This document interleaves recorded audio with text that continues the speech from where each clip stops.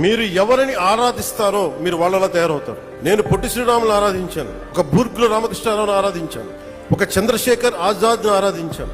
దోపిడీ చేసేవాడిని, దగా చేసేవాడిని నేను ఆరాధించాల, హక్కుల కోసం పోరాడే వాళ్ళని ఆరాధించాను. 10 సంవత్సరాలు పార్టీ పెట్టి నేను తగ్గి, సీట్ల విషయంలో తగ్గి, అందరి చేత తిట్లు తింటా, ఇంకా దిగజారిపోయిన ఇంకొకడు, ఎన్ని ఎవరు మాట్లాడినా నేను తగ్గింది ఈ నీటి సాక్షిగా చెప్తున్నాను, అమరజీవి జలధార సాక్షిగా చెప్తున్నాను.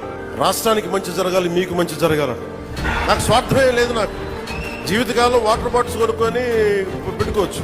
ఊహించుకోండి, నా స్వార్థం వదులుకోకపోతే, నన్ను నేను తగ్గించుకోకపోతే 3,500 కోట్ల రూపాయలతో పల్లి పండుగ 1.0 చేసేవాళ్ళమా? తద్వారా 4,007 కిలోమీటర్ల 4,000 కిలోమీటర్ల రెసిసి రోడ్లు వేయగలిగే వాళ్ళమా? నేనే కనుక నా స్వార్థం కోసం ఆలోచించి తగ్గించకుండా ఉంటే 1,00,000 ఫామ్ పాయింట్స్ కట్టేవాళ్ళమా? నేనే కనుక తగ్గకుండా ఉంటే 22,500 మినీ గోకులాలు కట్టేవాళ్ళమా?